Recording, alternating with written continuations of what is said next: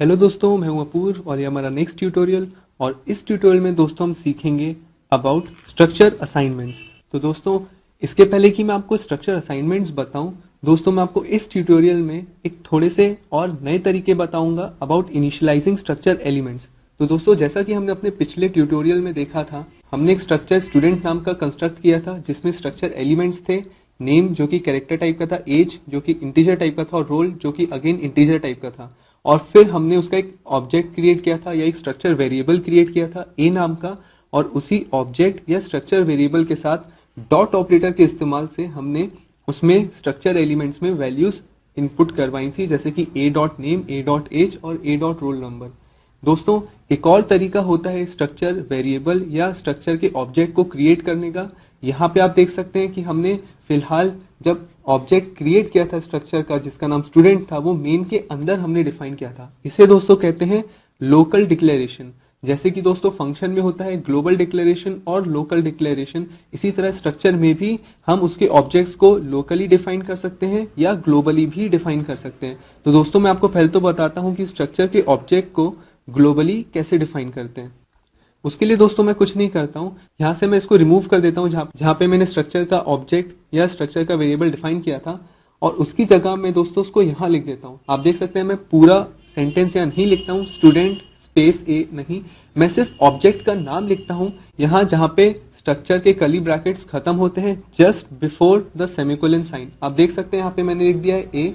इस तरह से दोस्तों इसका ऑब्जेक्ट ग्लोबली डिफाइन हो जाएगा और ये मेन फंक्शन के अलावा दूसरे फंक्शंस भी जो हम क्रिएट करेंगे, अगर वो भी स्ट्रक्चर के ऑब्जेक्ट को यूज करना चाहते हैं तो वो भी उसे यूज कर पाएंगे। सिर्फ मेन ही नहीं, अगर मेन के अलावा दूसरे फंक्शंस हैं तो वो भी उसको यूज कर पाएंगे। तो दोस्तों, आपने देखा कि कितना आसान है, हमको सिर्फ कर्ली ब्रैकेट के बाहर सेमीकोलन के पहले उस ऑब्जेक्ट का नाम लिखना पड़ता है। तो आइए दोस्तों हम इसको रन करके देखते हैं। और दोस्तों, आप देख सकते हैं कि ये पिछली बार की ही तरह रन हुआ है, बिल्कुल कोई भी एरर नहीं आए हैं। तो मैं जल्दी से इसमें वैल्यूज इनपुट दे देता हूँ, A21 and roll number is 23। Okay, और आप देख सकते हैं बिल्कुल आउटपुट जैसा कि पहले आया था जब हमने लोकली एक ऑब्जेक्ट को डिफाइन किया था, ग्लोबली डिफाइन करने में भी कोई डिफरेंस नहीं है। आप देख सकते हैं काम करता है, इसमें एरर नहीं आया। और दोस्तों, इसी तरह आप देख सकते हैं जैसे कि मैंने अपने पिछले प्रोग्राम में यूजर से वैल्यू ली थी, लेकिन अगर मान लीजिए दोस्तों मुझे यूजर से वैल्यू मान लीजिए नहीं लेनी हो, मुझे मान लीजिए कुछ ही वैल्यूज सिर्फ इनपुट करानी हो, एक या दो, और मुझे वो वैल्यूज मान लीजिए अगर पहले से ही पता हो, तो मैं उसको एक और तरीका है जिससे मैं स्ट्रक्चर के जो एलिमेंट्स हैं उनको वैल्यूज इनिशियलाइज कर सकता हूं। मैं उसको आपको जल्दी से लिख के दिखाता हूं। उसके लिए दोस्तों हम ऐसे लिखते हैं, फिर से हम लोकली डिफाइन करते हैं या हम चाहे तो उसको ग्लोबली भी डिफाइन कर सकते हैं। हाल फिलहाल हम इसके यहाँ लोकली डिफाइन करते हैं। मैं लिखता हूँ स्टूडेंट जो कि है स्ट्रक्चर का नाम, स्पेस जो मैं उसका ऑब्जेक्ट क्रिएट करना चाहता हूँ, मैं यहाँ पे ऑब्जेक्ट को ए नाम देना चाहता हूँ, ए। उसके बाद दोस्तों मैं इज इक्वल टू के साइन के बाद सेट ऑफ कर्ली ब्रेसेस के बीच में वो वैल्यूज सेपरेटेड बाय कॉमा लिखता हूं जो मैं स्ट्रक्चर के एलिमेंट्स में सीक्वेंशियली डालना चाहता हूं।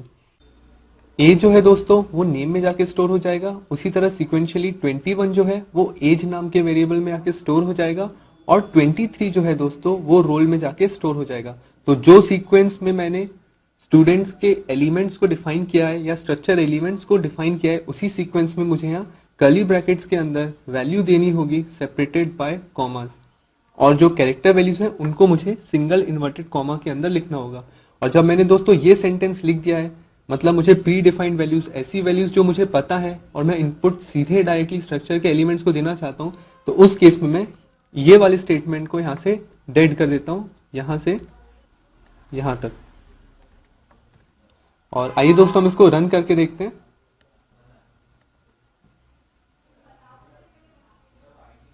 और आप दोस्तों देख सकते हैं कि ये पिछली बार की तरह ही रन हो गया है। इस बार उसने इनपुट नहीं मांगा यूजर से, क्योंकि मैंने इनपुट वाली लाइन डेड कर दी थी। मुझे पता था कि मुझे यही वैल्यूज एज एन इनपुट देनी थी, तो मैंने यहाँ पे उसको इस तरीके से दिया। और आप देख सकते हैं कि दोस्तों आउटपुट पिछली बार की तरह ही आ चुका है। तो दोस्तों ये तो बात हुई कि हम स्ट्रक्चर के एलिमेंट्स को अलग अलग तरह से कैसे इनिशियलाइज कर सकते हैं। अब दोस्तों हम सीखते हैं कि स्ट्रक्चर असाइनमेंट्स क्या होते हैं। दोस्तों मान लीजिए कि अगर मैं स्ट्रक्चर के एक से ज्यादा ऑब्जेक्ट क्रिएट करूं, मान लीजिए स्ट्रक्चर के मैं दो ऑब्जेक्ट क्रिएट करूं, ए और बी, इस तरह से स्टूडेंट ए कॉमा बी, तो इस तरह से दोस्तों दो ऑब्जेक्ट क्रिएट होंगे। ऐसा लिखने से दोस्तों मेरे पास दो कंटेनर आ जाते हैं, ए और बी, दोनों ही स्टूडेंट टाइप के हैं, और हर कंटेनर चाहे वो ए का हो या बी का हो, उसमें क्षमता होती है, उसमें कैपेबिलिटी होती है तीन वेरिएबल्स की वैल्यू स्टोर कराने की, जो कि स्ट्रक्चर में डिफाइंड है। नेम जो कि कैरेक्टर टाइप की है, एज और रोल नंबर। तो दोस्तों यहाँ पे आपने देख सकते हैं मेरे प्रोग्राम में मैंने जो इनपुट लिया है वो सिर्फ ए के कंटेनर या ए ऑब्जेक्ट के लिए लिया है। दोस्तों ये जो तीन वैल्यूज हैं ये ए ऑब्जेक्ट में जाके स्टोर होंगी, और मान लीजिए अगर मुझे यही वैल्यूज बी के कंटेनर या बी ऑब्जेक्ट को भी देनी है तो मुझे कुछ नहीं करना होगा, मुझे सिर्फ ये करना होगा कि मुझे लिखना होगा b इज इक्वल टू ए। इससे दोस्तों जितनी भी ए ऑब्जेक्ट की जो तीन वैल्यूज है, नेम, एज और रोल की, वो पास हो जाएंगी बी ऑब्जेक्ट को, और बी के जो तीन एलिमेंट्स हैं बी ऑब्जेक्ट के, नेम, एज और रोल, उनमें भी ये तीनों वैल्यूज आ जाएंगी। दोस्तों इसमें इंपॉर्टेंट ध्यान रखने वाली बात यह है कि असाइनमेंट उन्हीं दो ऑब्जेक्ट के बीच में काम करता है जो सेम स्ट्रक्चर के हैं। जैसे ए भी स्टूडेंट टाइप का है और बी भी स्टूडेंट टाइप का है, ए और बी दोनों एक ही स्ट्रक्चर के ऑब्जेक्ट्स हैं जिसका नाम है स्टूडेंट, तो इसलिए इन दोनों के बीच में असाइनमेंट पॉसिबल है। अगर मान लीजिए एक स्टूडेंट नाम का स्ट्रक्चर होता और दूसरा टीचर नाम का स्ट्रक्चर होता, और मैं स्टूडेंट का ऑब्जेक्ट क्रिएट करता ए और टीचर नाम के स्ट्रक्चर का ऑब्जेक्ट क्रिएट करता बी, तो दोस्तों ये पॉसिबल नहीं है। उस time a is equal to b, ये वाला जो कोड है ये एरर जनरेट कर देता। और दोस्तों अगर आप देख सकते हैं कि अगर ये पॉसिबल है कि दो ऑब्जेक्ट्स जो कि सेम ही स्ट्रक्चर के हैं, अगर उनमें हम वैल्यूज को एक दूसरे में इक्वालिटी के थ्रू पास आउट कर सकते हैं, तो जैसे कि मैंने यहाँ पे आउटपुट दिया है ए के लिए, मतलब ए ऑब्जेक्ट के through a dot name, a dot age, a dot role, तो उसी तरह मैं बी के ऑब्जेक्ट के थ्रू भी ये वैल्यूज को प्रिंट कर सकता हूं। तो दोस्तों मैं थोड़ी सी और लाइंस ऐड करता हूं। आप देख सकते हैं दोस्तों मैंने यहाँ पे कुछ लाइंस ऐड की हैं। मैंने यहाँ पे ऐड किया है दोस्तों, जो ऊपर की तीन लाइन थी सेम उन्हीं को मैंने यहाँ नीचे भी लिख दिया, लेकिन इस बार मैंने लिखा है B dot name, B dot age और बी डॉट रोल। अब दोस्तों हमारे इस प्रोग्राम में आप ध्यान से देखिए मैंने क्या किया है, मैंने दो स्ट्रक्चर के ऑब्जेक्ट्स या वेरिएबल क्रिएट किए हैं ए और बी, लेकिन जो इनपुट है मैंने सिर्फ ए ऑब्जेक्ट के थ्रू लिया है। मतलब ए ऑब्जेक्ट के जो तीन एलिमेंट्स हैं नेम, एज और रोल, उनमें वैल्यूज गई हैं। फिर मैंने इक्वालिटी साइन के थ्रू या असाइनमेंट के थ्रू मैंने वही वैल्यूज बी को पास कर दी हैं। और जब मैंने आउटपुट दिया है तो मैंने ए का भी दिया है और बी का भी दिया है, क्योंकि अगर ये स्टेटमेंट करेक्ट है दोस्तों तो फिर मेरी सारी वैल्यूज जो हैं वो पास आउट हो जानी चाहिए बी को। आइए दोस्तों हम इसको एग्जीक्यूट करके देखते हैं।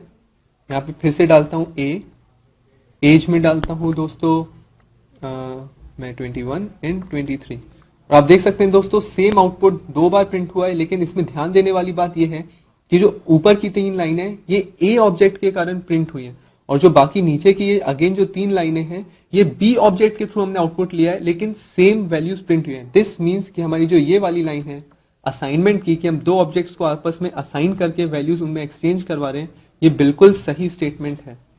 इसमें दोस्तों एक और ध्यान देने वाली बात यह है कि मान लीजिए मैंने एक स्ट्रक्चर क्रिएट किया स्टूडेंट नाम का, लेकिन एक और स्ट्रक्चर क्रिएट किया बिल्कुल इसी की तरह का बट डिफरेंट नेम, मान लीजिए टीचर। देख सकते हैं आप दोस्तों कि दो स्ट्रक्चर हैं जिनके स्ट्रक्चर एलिमेंट बिल्कुल एग्जैक्टली सेम है, बस स्ट्रक्चर का नाम अलग है। मतलब ये दो सेपरेट स्ट्रक्चर्स हैं। और मान लीजिए मैं यहाँ पे मेन के अंदर एक क्रिएट करता हूँ ऑब्जेक्ट स्ट्रक्चर स्टूडेंट का और दूसरा क्रिएट करता हूँ स्ट्रक्चर टीचर का, और उसके बाद भले ही दोस्तों दोनों स्ट्रक्चर बिल्कुल दिखने में सेम हैं और उनके स्ट्रक्चर एलिमेंट्स भी सेम हैं, लेकिन दोस्तों अगर मैं ऐसा करता हूं कि दो सेपरेट स्ट्रक्चर्स के दो सेपरेट ऑब्जेक्ट्स क्रिएट करता हूं और उसके बाद उनमें वैल्यूज आपस में असाइन करवाने की कोशिश करता हूं, या एक ऑब्जेक्ट की वैल्यू दूसरे ऑब्जेक्ट में ट्रांसफर करने की कोशिश करूंगा, तो दोस्तों इस केस में वो नहीं होगा। आइए हम इसको एग्जीक्यूट करके देखते हैं। और आप देख सकते हैं दोस्तों कि एक एरर जनरेट हो गया है। अगर आप देख पा रहे हैं कि नहीं आप यहाँ पे पढ़ सकते हैं, no match for operator in B is equal to A. तो इस तरह दोस्तों आपने देखा कि अगर हम स्ट्रक्चर्स में असाइनमेंट कराना चाहते हैं तो उसमें हमको किन बातों का ध्यान रखना पड़ेगा और हम स्ट्रक्चर का असाइनमेंट किस तरह से करवा सकते हैं।